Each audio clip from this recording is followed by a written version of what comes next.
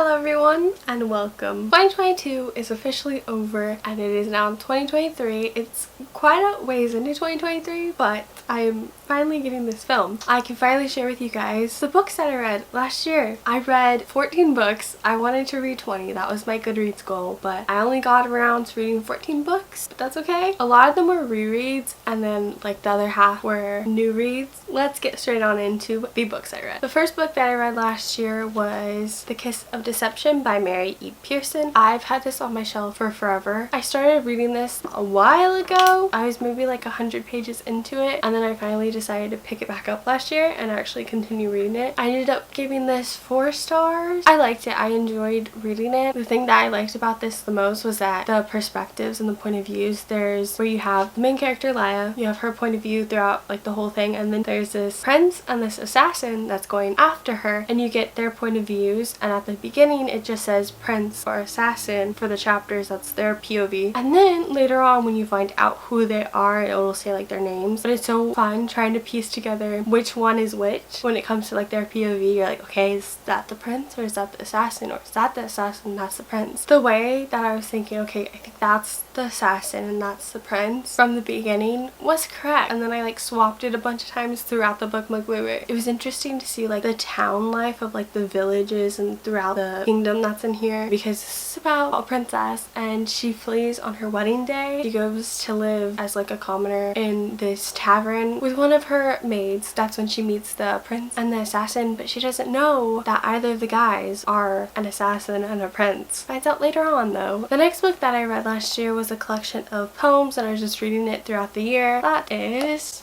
Ooh, it almost flew out of my hand. That is Selected Poems of Emily Dickinson. Emily Dickinson is one of my favorite poets ever. I love her poetry so much, and I just loved going through here and reading each one of the poems. I started annotating my books finally. I want to go back through this and comb through it and annotate it. First poem that I really love is I'm nobody. Who are you? Are you nobody too? There's a pair of us. Don't tell. They'd banish us, you know. How dreary to be somebody.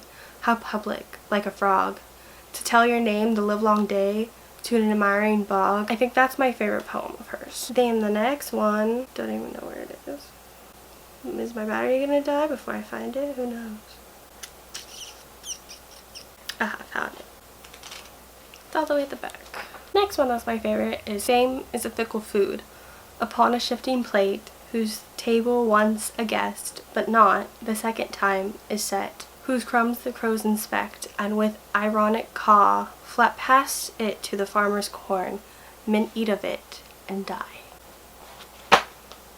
Those are my 2 favorite poems from hers thus far that I can remember without like looking through the entire book. I need to get like a completed work of her poetry because I want to read all of her poems, and this is like just small sampling. So if you want to sample Emily Dickinson's poetry, I highly suggest getting like a little book like this. Hopefully you like it and find some good poems in here. I gave this 5 out of 5 stars, if you couldn't already guess. For a second, I didn't think I was recording. Okay, the next book that I read was a reread, and it was one that I read when I was very little, like first getting into reading. My parents bought me a whole like collection set of Dr. Seuss. I read them all when I was little, and one of them I absolutely loved so much, and I still do. And that is The Lorax by Dr. Seuss. I have a copy of this, like I was saying, and I have absolutely no clue where that copy went. So one day I was at Costco with my mom when we were shopping, and I spotted this in the book section, and I was like, I'm grabbing that, I'm buying it, because I have no idea where my copy went, and I love this book. So I got it and I reread it last year, and like that iconic quote is literally on the back of this: unless someone like you cares a whole awful lot, nothing is going to get better.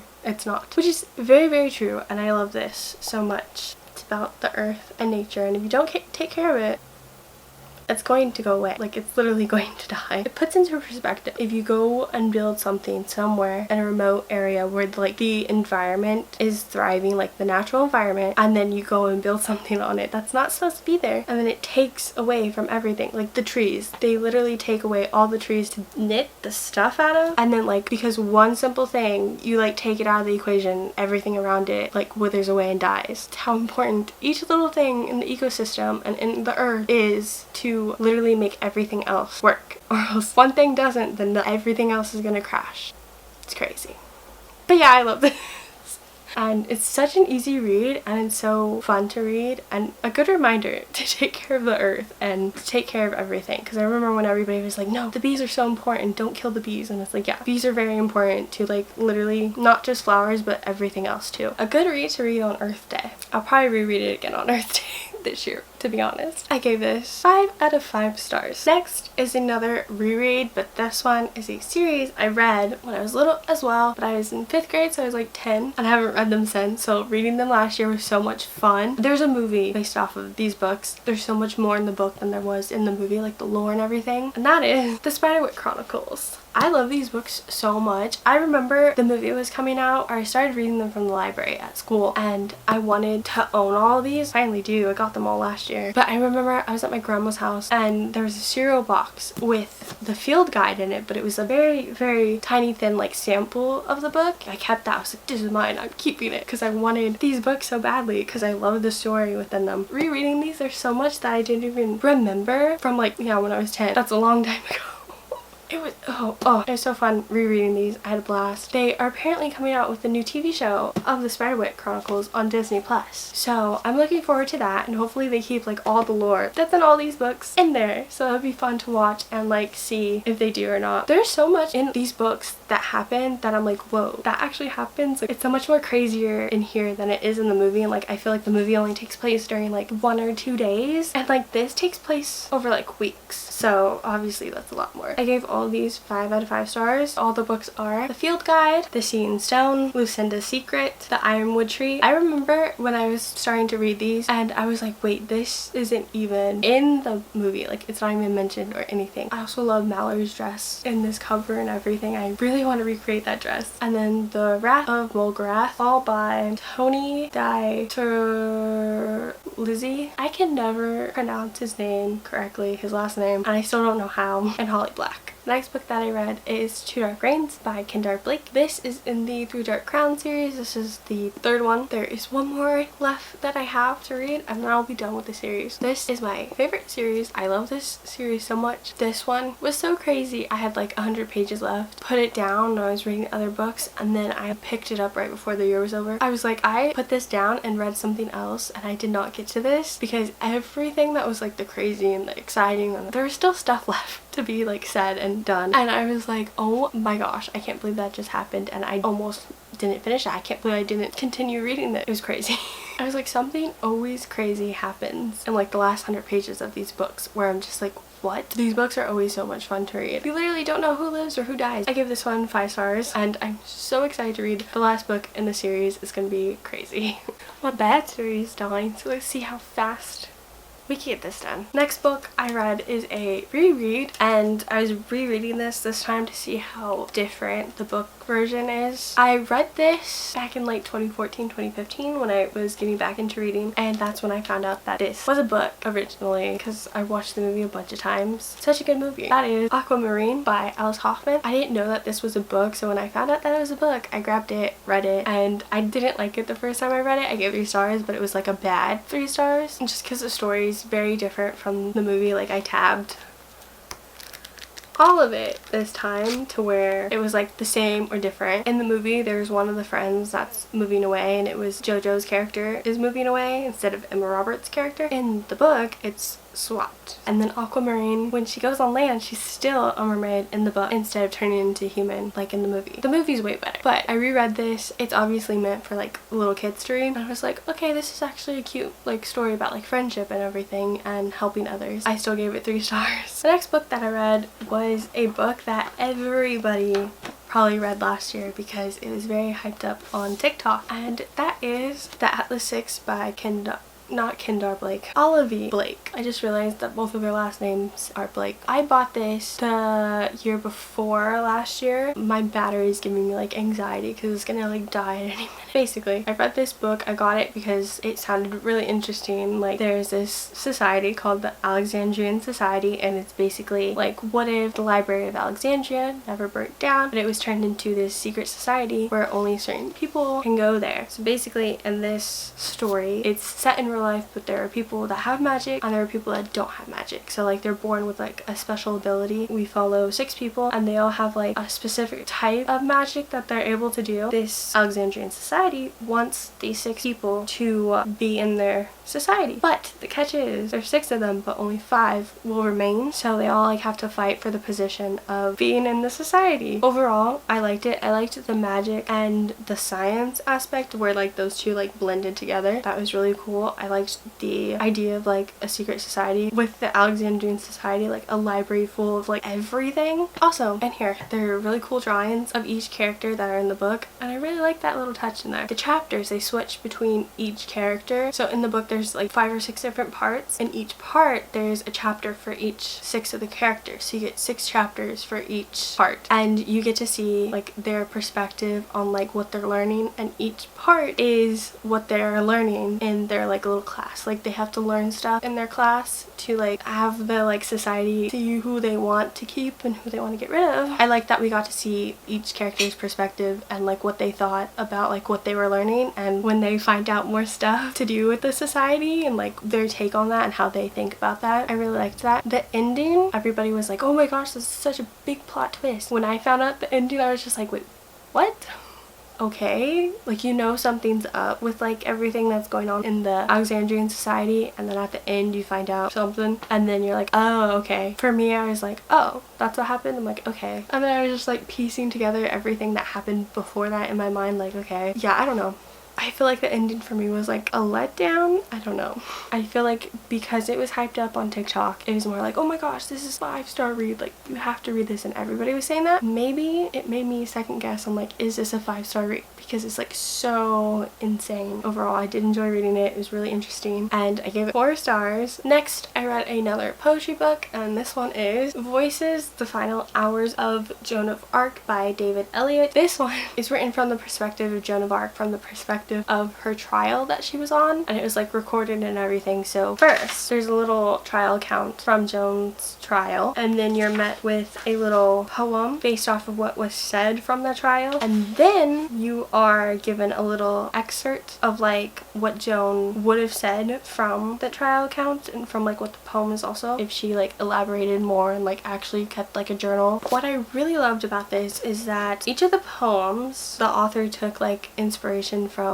the poems that were written during the time that Joan was alive, and then he put those into the way that he wrote the poems that are in this book. And then at the back it'll say the poetry style and then which ones are based off of that poetry style. I think that's really interesting that the poems in here aren't just written like modern poetry or just using the different ways you could write poetry. Like it's taking the styles that were around during the time that Joan was alive and using those in here for writing poems based off of Joan of Arc, which I really like. And I really loved a lot of the poems in here, even just like the little like sayings that were like in Joan's perspective. And I tabbed so much and started underlining and everything, and this is like the first, no, Crossings was the first book that I started annotating because that book was so good, and it's like one of my favorite books now. And then so I started underlining and annotating this as well, and I just love that. Another book I annotated, which was The Haunting of Hill House by Shirley Jackson. That's another book that's coming up. I annotated that one, and I just love annotating now, so I feel like every book I read I just want to underline and like annotate every little section of it. It's actually a lot of fun. Before I was like, no, I'm never gonna write in my books or underline or something, but now I'm like, no, I have to.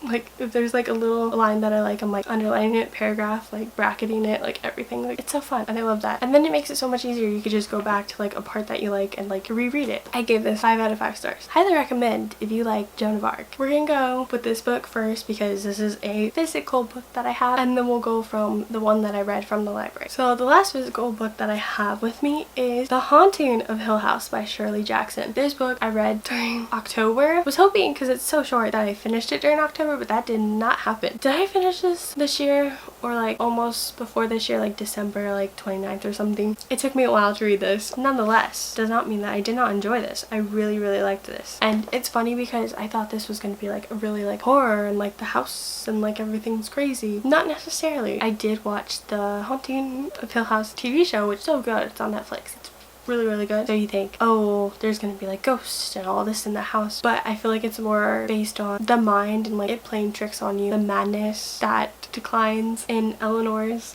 point of view and Eleanor's mind. The house is like playing tricks on her though. I really like this a lot more than I thought I was. There's a lot of lines and everything that I underlined, already knowing what's gonna happen. There's one line where Luke says the house is too motherly for him, and with knowing that Eleanor just lost her mom and like that's all she's ever known and like she had to take care of her, and it's almost like, well, that's probably why she likes the house a lot, because it reminds her so much of mother and she doesn't want to leave it because it's like all she's ever known. But it was really good. There's one scene where I was like, okay, that's creepy. Other than that, I don't think it's really creepy. It's just a really good story. I really enjoyed it and liked it a lot more than I thought I was. I gave it 5 out of 5 stars. The last book that I read, which is not the last book that I read, but it was the second to last book that I read, that is The Marvels by Brian Selznick. He also wrote The Invention of Hugo Cabret. And what I love about his books is telling the story, which is through pictures and then words. This one though, I was like, oh, it's half pictures, half words, and it was 600 pages, so it was 300 with the pictures and everything, and then 300 with words. And I was like, oh. I was really invested with the picture part, where it was like the lineage of like this family that was like all involved in the theater, and it was really interesting. And then it like stops, you're left on a cliffhanger with that, and then you're put into the just words, and there's like this boy and he's looking for his uncle, and I was like, what's going on now? I feel like I liked the picture part more just because I was intrigued on what was going on, and then when I found out why that was like that later on in the story, I was like, oh yeah. But it was interesting and it was a cute story. Overall, I really enjoyed it. I give it 4 stars. And another thing that I love about Brian Selznick's book is that he'll get like the story, or the overall story that he's telling is based off of somebody. He takes that real person or real life thing that happened, and then he creates a fictional scenario and a fictional character based off of that to tell like their life story, which is really cool and interesting, and I really like that. Those were all the 14 books that I read last year. I hope to read more than 14 books this year. If I had to pick a favorite book from last year, I think it might be Voices, The Final Hours of Joan of Arc by David Elliot. I just really liked this, and I don't know, I also think it might be the Spiderwick Chronicles, because I just love those books so much and it was so much fun to read them again. It was like reading them for the first time because I forgot so much that happened. I think my favorite book was the Spiderwick Chronicles. Let me know what your favorite book of 2022 was. I'd love to know. Thank you all so much for watching. I hope you have an amazing day, and I will see you all in a new video soon. Bye! That took forever. Book that I read with one of her handmaidens, and then I was reading it. 2 Dark Reigns. Oh, I got it right. I don't know how to describe everything. Basically. Take 2. I cannot speak properly. I need a script. I don't know. What is it? The next book that I got that I read is the. I was saying what I liked about this. I forgot. And that is the. I didn't realize this was. Why do you flip? Why is my screen flipping? Stupid camera. Stop flipping, please. This is gonna drive me insane. Oh yeah, last time I had to flip it up a little bit, so it didn't do that. I got it now. Oh, I don't know what to say. Thank you all. Okay, is that it? Oh, I think so.